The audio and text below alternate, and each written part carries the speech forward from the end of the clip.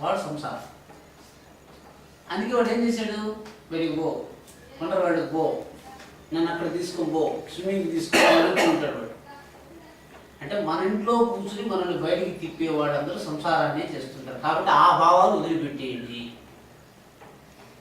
సంసారంలోకి తీసుకువెళ్ళే భావాల్ని మనస్సు నుంచి వదిలిపెట్టేయండి. సంసారంలో నుంచి మనస్సుకు తీసుకువెళ్ళేటువంటి భావాల్ని లోపల తీసుకుని ధారణ చేయండి. ఇవి రెండు మీకు తెలిసిపోతే మీకు బ్రహ్మానందం వచ్చేసినట్టే. ఎన్ని విషయాలు మీరు చేస్తారో బీజము ఇంత చెప్పాను కదా, బీజం అని బీజం వరే ఉండండి. ఎన్నింటితో కలిసినా అవి మీ స్వభావం అయిపోవాలి. ఎట్లయితే నెగ్రో బీజము నెగ్రోదాన్ని అంటే మర్రి చెట్టుని తయారు చేస్తామో మీ స్వరూపం ఎక్కడ వెళ్ళినా మీరు విని మీరెందుకు మారిపోవాలి, మీ తత్వంతో ఆయన ఎందుకు మార్చలేదు. ఇప్పుడు మన ఇద్దరు మాట్లాడుకుంటాం కదండి, వాడి వల్ల నేను మారానా, నా వల్ల వాడు మారాడా, లేదా మేమిద్దరం మేముగానే ఉన్నామా అని మూడు సిద్ధాంతాలండి కదా. అంటే నాకు నేనే, వాడికి వాడే, అంటే దానికి తన్మాత్ర పూర్తి చేస్తున్నాడు. భూతాలు చెప్పాడు వేటికి అవి అని, భూతాల్లో ఉంటే దాన్ని తన్మాత్ర భూతాలు అంటారు. అట్లా కాకుండా అన్ని కలవరూపం అయిపోతుందని దాన్ని మహాభూతాలు అని చెప్పారు. మహాభూతం అంటే ఏంటి? ఇప్పుడు చూడండి, గాలి వచ్చింది కదా, గాలి ఒక్కటే వస్తుంది మీ దగ్గరికి, గాలిలో వాసన వచ్చింది కదా, వాసన మట్టి యొక్క లక్షణం. గాలి తేమగా ఉంది కదండి, గాలిలో తేమ చేరింది. అంటే ఇప్పుడు మీరు ఏం చేస్తున్నారు, ఇప్పుడు శరీరంలో స్పర్శ కదా, స్పర్శ తన్మాత్ర అండి. ప్రపంచంలో రుచి ఉన్నా కూడా చర్మం రుచిని పట్టుకోవడం లేదు కదా, తన్మాత్రది. తన్మాత్ర కాబట్టి నీ చర్మము ఎటువంటి పరిస్థితుల్లో కూడా లోకంలో ఉన్న అన్న పదార్థంలో ఉన్న రుచిని పట్టదు. ఇది మాంసమే, ఇది మాంసమే, కానీ ఈ మాంసము రుచిని పట్టుకోవడం లేదు కదా. ఎందుకు పట్టుకోవటం లేదు? తన్మాత్ర. తన్మాత్ర యొక్క అంశముతో ఇంద్రియములు, మహాభూతం యొక్క అంశంతో విషయములు తయారయ్యాయి. ఇంద్రియాలు విషయాలు రెండు ఉన్నాయి కదా. ఇంద్రియాలు అంటే ఏంటి? కళ్ళు. ఇప్పుడు మీరు ఈశ్వరుడు కళ్ళు తయారైనాయి, ఈశ్వరుడు చూసే లోకం అంటే తయారైంది, భూతాలతో తయారైంది కదా. ప్రపంచంలో ఈశ్వరుడు చూసే లోకం ఎట్టుందండి? పంచభూతాలతో తయారైంది. ఈశ్వరుడు చూసే కళ్ళు తన్మాత్రలతో తయారైంది. ప్రపంచాన్ని మీకు చెప్తాను, ఇన్ని ఉపాసనలు చేయాలంటే ఏంటి? ఈశ్వరుడు చూసినట్టు చూడాలండి. అంటే మీకు ఏంటంటే ఇద్దరు ఒకే విషయాన్ని చూస్తారు కదా, వేరుగా కనిపిస్తుందా అంటే, ఇప్పుడు ఒక పులి ఉందండి, పులి ఉంది, ఈ దృష్టాంతమే. ఆ పులిని మీరు చూస్తున్నాడు, ఒక సర్కస్ మాస్టర్ చూస్తున్నాడు. డిఫరెన్స్ ఉందా లేదా? పులి అది చూడటానికి ఇద్దరికి పులి కనిపించింది, ఒకడు పరిగెత్తినాడు, ఒకడు గమ్మున కూర్చున్నాడు. అంటే ఈశ్వరుడు పులిని చూసి నిశ్చేష్టగా ప్రశాంతంగా ఉండగలడు, కానీ మీరు పులిని చూస్తే భయపడుతున్నారు. అంటే ఎక్కడ భేదం వచ్చింది? ఈశ్వరుడు చూసినట్టు ప్రపంచాన్ని చూడటం అంటే అర్థమేమి? పులిని ఆయన చూస్తాడు, మనం చూస్తాం, అది కాదు. పులిని చూసిన తర్వాత మనలో కలిగేటువంటి మార్పు ఉంటుంది, ఆయనకి అది కాదు.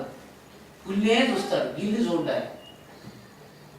ప్రపంచాన్ని ప్రపంచంగానే చూస్తాడు. ఏ యతీశ్వరులు వాళ్ళ లోకంలో అట్లే ఉంటారు, మన వల్లే ఉన్నట్టు ఉంటారు. వాడికి ఏంటంటే లోపల జరగాల్సింది జరగదు, మనకు జరిగిపోతాము, అంతే మార్పు. ఆయన పెళ్లి చూస్తాడు, మనము పెళ్లి చూస్తాము, ఆయన పెళ్లి చేసుకుంటాడు, మనము పెళ్లి చేసుకుంటాము, ఆయన భంగపడుతూ మనం భంగపడిపోతాము, అక్కడ మార్పు. ఆయన పులి చూస్తాడు, మనం చూస్తే భయపడతాం, అంతే కదా. భయం రాలేదు అంటే మీరు ఈశ్వరత్వం వచ్చేసినట్టే. అది మనం సంపాదించాలి. ఎవరు అంతే. ఈశ్వరత్వాన్ని పొందాలంటే ఈశ్వరుడు గుణాలు చూడాలంటే. మనుషుడు సమాగమం చేశాడు అనుకోండి, ఏమవుతుంది? వీర్యాన్ని విడిచిపెట్టేస్తాడు. మానవ సూత్రం అండి వీర్యం అంటే ఏంటండి? అది అంటే ఒక పదార్థం నోటితో ఉమ్మి వచ్చినట్టుగా సజ్జనావయవాలతో విడిచిపెడితే దాన్ని వీర్యం అంటారు. వీర్యం అంటే తయారైంది అంటే తను చెప్తున్నాడు, పంచమాగ్రౌ ఆహతో వా ఆపహ పురుషవచసో భవతి, వేదవాక్యం. పంచమాగ్నియందు వేయబడినటువంటి ఆపస్సు జీవరూపాన్ని పొందుతూ ఉంది అని వేదవాక్యం. అంటే ఇప్పుడు నెయ్యి నిప్పులో పోస్తే దేవుడు తీసుకుంటాడని మనం అనుకుంటున్నాం కదా, అదే నెయ్యిని తీసుకుని నేడపాలు చేస్తే దేవుడు తీసుకుని అడగాలి. నెయ్యిని తీసుకున్నాం, ఒక కుప్పం తగలబెట్టి దాంట్లో నెయ్యిలోకి వస్తే దాంట్లో వస్తుందా? రాదు. ఇప్పుడు చెప్పాలా, నెయ్యిని ఎక్కడ వెయ్యాలి? వీర్యాన్ని తీసుకెళ్ళి నెత్తి మీద పెడితే సంతానం కలుగుతుందా? కలగదు. పంచమార్గం అదే వీర్యాన్ని తీసుకుని అగ్నిలో వేస్తే సంతానం కలుగుతుందా? కలగదు. దాన్ని ఎక్కడ వేయాలి? పంచమాగ్రో ఆహుత ఆపహ పురుషవచసో భవతి. పంచభూతాలే. ఆ పంచభూతాన్ని ఒక మార్గంలో తీసుకుని ఇంకో మార్గంలో విడిచిపెట్టి సృష్టి. ఇప్పుడు ఈశ్వరుడికి మనకు భేదం ఏమిటంటే, మనుష్యులు వీర్యాన్ని విడిచిపెట్టి సంతోషపడితే భగవంతుడు వీర్యాన్ని స్వాధీనం చేసుకునే కొద్ది బలం పెరిగిపోతుంది. ఇప్పుడు కామము మనుష్యుడికి వీర్యాన్ని విడిచిపెట్టడంతో ఆగిపోతుంది.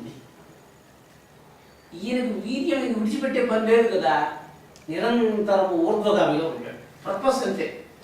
ఇప్పుడు ఆ పిల్లవాడు అయిపోయాడు అనుకుంటున్నాడు కదా, ఆ పిల్లవాడిని ఎప్పుడు అయిపోయాడు ఆపుతావు అంటే వాడు తెలియదు. ఎప్పుడు ఆపుతాడు అయిపోయాడిని? అది డిశ్చార్జ్ అయిపోయి ఛార్జింగ్ కాదు అనే పరిస్థితుల్లో ఆడతాడు అని అనుకోండి, అంతే కదా. ఇప్పుడు తెలియదు ఎప్పుడు ఆపేస్తాను ఈ పని.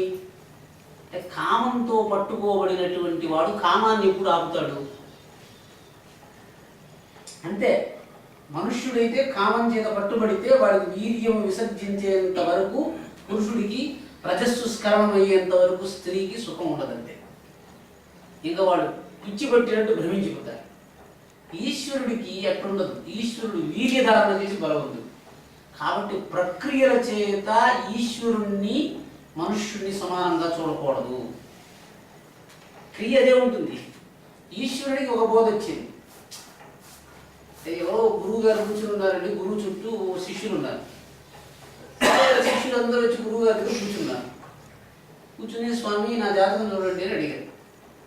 గురువు గారు జాతకం చూసి చెప్తున్నారు. సరే ఈ శిష్యులు కూడా ఎప్పుడైనా గురువు గారు చూడాలంటే శిష్యుని పట్టుకుని కదా గురువు గారి దగ్గరికి వెళ్తూ ఉంటారు. సరే శిష్యులను అడుగుతున్నారు, ఒకసారి నాకు కూడా జాతకం చూడమని అంటే, సరే గురువు గారు అడిగారు, రేపు చెప్తాను చెప్తున్నారట. ఈ విధంగా జరుగుతూ ఉంటే శిష్యుడికి పాపం ఓపిక తీరిపోయింది. ప్రతిరోజు అడుగుతున్నారు, తలకాయ నొప్పిగా ఉంది అంటే, సరే ఆయన కూడా గురువుగారు ఏం చేస్తారు అని చూసినాడు. ఇంతకుముందు చెప్పాను కదా, గురువుగారు కళ్ళు మూసుకున్నారు, ఆయన కూడా కళ్ళు మూసుకున్నాడు. ఏం క్వశ్చన్ అన్నాడు. సార్ నేను పెళ్లి చేసుకోవాలనుకున్నాను, చేసుకోమంటారా వద్దంటారా? చేసుకోండి అని చెప్పేసినాడు. సరే ఈరోజు ఇది వాడు సలహా తీసేసుకున్నారు. గురువుగారు చెప్పాడు, ఎందుకంటే గురువుగారు చెప్పినట్టే కదా ఈయన కూడా చెప్పాడు. కళ్ళు మూసుకొని గురువుగారు చెప్పారని చెప్పేశాడు.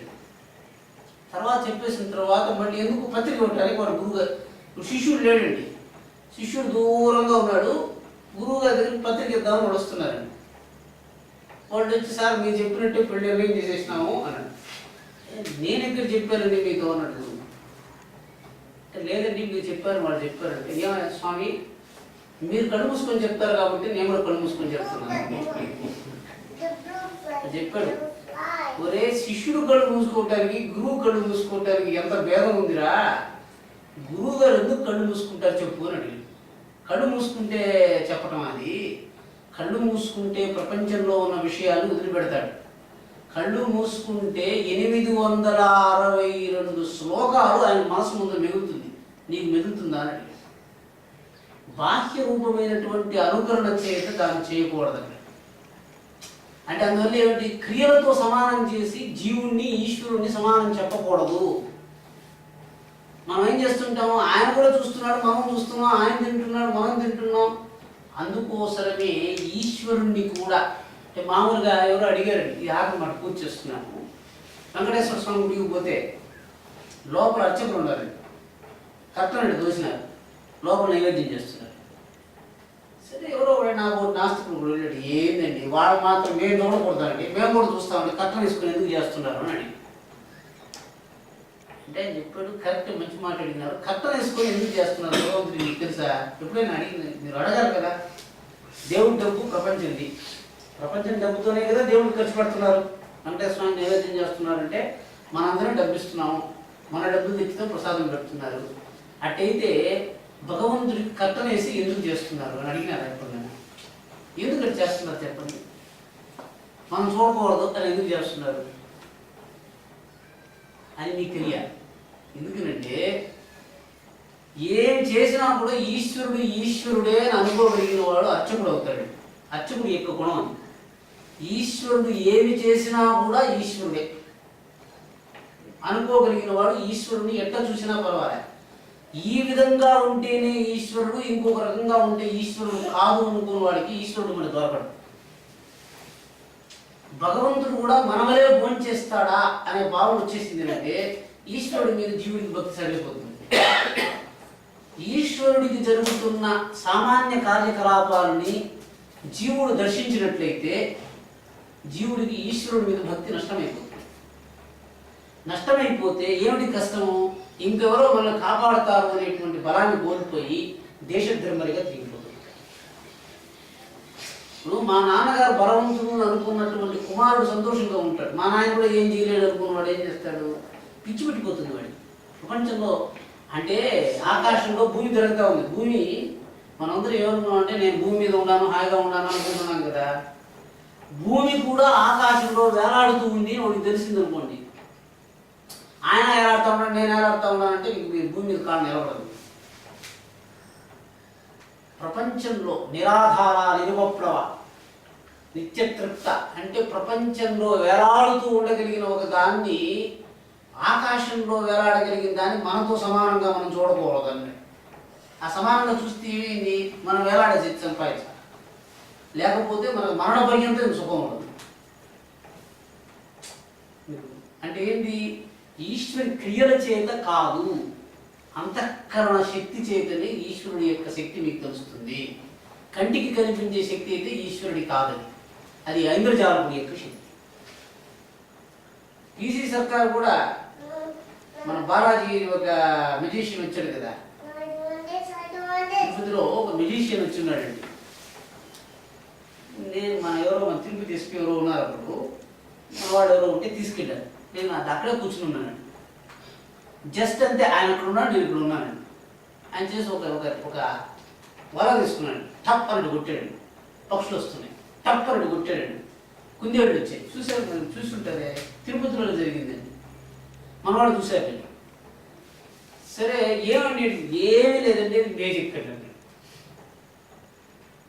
అంటే ఆయన సృష్టించగలను. నేను ఇప్పుడు ఆయన బాలాజీ అని ఆయన పద్మావతి మందిరానికి వచ్చాడు. పద్మావతి మందిరానికి వచ్చి సరే ఒకసారి అంటే అందరూ స్వామిని కదా చూస్తూ ఉంటారు. ఈయన వస్తానే అట్లా అన్నాడు, ఒక లడ్డు వచ్చింది. ఆ లడ్డుని ఇచ్చి మళ్ళీ స్వామివారి లడ్డు ఇవ్వండి నాకు అని అడిగాడు. అని అడిగితే ఏమండి ఆ లడ్డు ఈ లడ్డు అంటే, ఈ లడ్డు నేను ఇచ్చిన లడ్డు అంటే స్వామివారి లడ్డు కదా నాకు కావాలంటే. గుర్తుపెట్టుకోండి, క్రియలతో సమానమైన అంతఃకరణంలో నేను పరమాత్ముని అని పట్టుకోలేనటువంటి వాడు. భేదం ఇదండి. క్రియలతో అన్ని సమానంగా ఉంటుంది. అంతఃకరణంలో నేను పరమాత్ముని పట్టుకోలేదండి వాడు. పట్టుకోలేదనుకోండి నేను చేయలేడు. డాక్టర్ కూడా కత్తి పట్టుకొని పోస్తూ ఉంటాడు, చేత్తో కత్తే. కానీ కత్తి దీని తర్వాత ఇచ్చేయాలి, దీని తర్వాత ఇచ్చేయాలి, దీంతో ఇట్లా చేయాలి అనే జ్ఞానం ఉంది కదా. ఆ జ్ఞానాన్ని క్రమంగా పట్టుకోవాలి. క్రమం మారినా కూడా చంపేస్తాడు కదా. కాబట్టి అంతఃకరణలో జ్ఞానం ఉండాలి, జ్ఞానాన్ని క్రమంగా పట్టుకోవాలి, అధికారంతో పట్టుకోవాలి. ఏదో నిన్న మేము వెళ్ళాం, ఎవరో నెల్లూరు జిల్లా పరిషత్ చైర్మన్ వాడు వివాహానికి గూడూరుకి వెళ్ళాను. నేను ఊరికి వెళ్ళాను, మామూలుగా వెళ్ళాను. ఎవరో ఇంకో స్వామి ఎవరో వచ్చిన్నారు, అమ్మ అని ఎవరో వచ్చారు. సరే వాడిని పిలిచి ఆ రెడ్డి గారు సరే 8:47 ముహూర్తం అండి. ఎంత స్వామి ముహూర్తం అంటే 8:47 కండి. సరే నేను నిల్చుకున్నానండి. ఆయన నా దగ్గరకు వచ్చి అంతా అయిపోయింది, గడియారం 8:47 ఇంకా తాడు కట్టలేదండి. ఆయన స్వామి 8:47 అయిందని మీరు చెప్పండి స్వామి అని. నేను ఊరికే యోచించా, ఎందుకండి ఈయన చెప్తున్నాడు 8:47 అయ్యిందని స్వామి చెప్పాలనేదే నా కోరిక, అందుకని మీరు రండి అని పిలిచాడండి. ఆ మాట కూడా ఆయనే చెప్పాడు, 8:47 అయ్యిందని మీరు చెప్పండి స్వామి, అందుకోసమే మీకు పెళ్లికి రావాలి అంటే. ఆయన అంటే నేను దాన్ని పట్టుకోవటం లేదు, నేను విషయం చెప్తాను. ఆయన కోరిక ఏంటి? ఈ మాట ఆయన చెప్పాలి కానీ ఇంకెవరు చెప్పినా నేను సంతోషించను అని ఒక భావం ఉంది చూసారా. ఆ మాటకు శక్తి లేదండి. ఆ మాట చెప్పేవాడి వల్లే దానికి శక్తి వస్తుంది, కానీ ఈ మాటను నేను కూడా చెప్పగలను అనే మాటకి శక్తి లేదు. కాబట్టి పంచమాగ్రం ఆహుత పురుషవచ ఆత్మవిద్యను స్థిరంగా సంపాదించండి. మనం చెప్పుకున్న మాటలండి. ఎటువంటి పరిస్థితుల్లో మనమందరం బ్రహ్మతత్వం చేత చెప్పబడినటువంటి వాక్యాలని దృఢంగా హృదయంలో పట్టుకునేటువంటి ప్రయత్నం చేయండి. ఆనందం కదా. మీరు ఏదైతే గొప్పవాళ్ళు అయిపోతారో తెలుసా? మంత్రం కాదు, తంత్రం కాదు, ఏమీ కాదు, నేను ఆనందం అంతే. నా ఆనందం ప్రపంచంలో దేని వల్ల చెడదు. మీరు ఆనందం అంతే. ఎట్లయినా ఆనందం పోదు. మీకు ఇంకేం కావాలి? దేవుడు అయితే వెంకటేశ్వరం చూడాలండి, చూసినారు, ఏం వస్తుందండి? ఈయన చూసినారు, ఆయన్ని చూసినారు, అంతే. శివుడిని చూస్తే నాకేమండి తెలియాలి కదా మీకు. చూస్తే నాకేమి ఆనందం, అది తెలియలేదు అనుకోండి. శివుడిని చూసినారు, రాయిని చూసినారు, రప్పను చూసినారు కదా. ప్రపంచంలో ఏది చూసినా మీకు ఒకటి ఇక్కడ ఉండాలి. అది రాకపోతే ఇదే బాబా మందిరంలో కప్పలు బల్లు కూడా ఆయన చూస్తుంటే, అదే వెంకటేశ్వర స్వామి మందిరంలో ఆయన చూస్తూ ఉంటారు.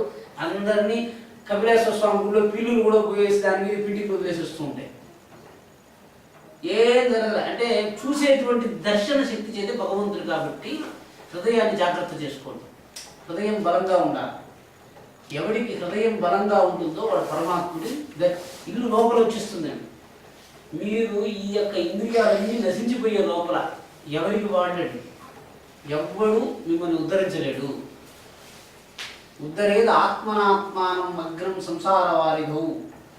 అక్కడ బండి వస్తూ ఉంటే రోడ్లో పరిగెట్టేటువంటి పశువుల వలె కారణం లేకుండా మనందరము భ్రమిస్తున్నాం. కేవలము మనం దృష్టిగా ఉండి అక్కడ పశువు కదిలితే నేనెందుకు కదలాలండి? ఇక్కడ ప్రపంచంలో ఏది కదిలినా, ఏది మెరిసినా, ఏది ఆగిపోయినా నేనే మెరుస్తున్నాను అని మీరందరూ మీకు మీరు అనుకోవాలి. అనుకుని ఆ ఆనందాన్ని స్థిరంగా కాపాడుకోండి. అది కాపాడుకోగలిగినప్పుడు మీరు పరమాత్మ స్వరూపాన్ని నిరంతరం స్పర్శలో పెట్టుకుంటారు. అందువల్లే చూసినప్పుడు విన్నప్పుడు కాకుండా నిరంతరం స్పృహలో ఉన్నటువంటి జ్ఞానానికి ఆనందం అని పేరు. మామూలుగా సుఖానికి ఆనందానికి భేదం చెప్పి నేను ముగిస్తాను. చక్కెరను తీసుకుని నాలుగు మీద పెట్టారు. ఏమైందండి? నాలుగు తీయగా ఉంది చెప్పారు కదా, బాగుంది. సరే, చక్కెర లేకుండా తీయగా ఉంది నాలుగు చెప్తూ ఉందా మీకు? చెప్పదు. ఈ బాగా గుర్తుపెట్టుకోండి. లోకంలో ఎవరి మీద మీకు కోపం వచ్చింది, ఆ కోపము ఎవరితో స్పర్శ లేకుండానే కోపం వస్తుంది. చూడండి, ద్వేషం అయితే విషయంతో సంబంధం లేకుండానే మీకు కోపం వచ్చేస్తూ ఉంటుంది. ప్రీతి అయితే నాలుగు మీద చక్కెర పెడితేనే నాలుగు వచ్చినట్టుగా సుఖం వస్తుంది. అంటే ఇంద్రియముతో సంసర్గం ఉన్నంత వరకే సుఖము కదా. ద్వేషము ఇంద్రియ సంసర్గం లేకపోయినా మనం నాశనం చేసేస్తుంది. మనస్సుతో ఉంటే చాలా, ఇంద్రియంతో ఉండాల్సిన పని. ఏదైతే సుఖమో అది ఇంద్రియ సంసర్గంతో ఉంటే సుఖమని, ఇంద్రియ సంసర్గం లేకుండా శాశ్వతంగా ఉంటే దాని ఆనందం అని. సుఖమే ఆనందం. చూడటం వల్ల, వినటం వల్ల, తినటం వల్ల కాకుండా మీకు సుఖం వస్తుంది అంటే దాని పేరు ఆనందం అండి. చూస్తేనే సుఖము, తింటేనే సుఖము, వింటేనే సుఖము అంటే కేవలం సుఖం. చూసినంతసేపే ఉంటుంది. అంటే భగవంతుడిని మీరు లోక విషయంగా చూడకూడదు. వెంకటేశ్వరం చూసి వచ్చినారంటే ఆయన చూసి వచ్చేసేపే ఉంటే భార్యను చూసినట్టే వెంకటేశ్వరం కూడా చూస్తున్నారు. అట్లా లోపల నిరంతరంగా ఉండేటట్టుగా, గుర్తు చేసుకునేటట్టుగా కాదండి. అంతే, అది అట్లా ఉండాలి. అంతే. ఎప్పుడు మనం ఉన్నామన్నట్టుగా అది ఉంటుంది. ఇందుకోసం మీరు తపస్సు చేస్తున్నారు. ఒక్క నిమిషం వస్తుంది.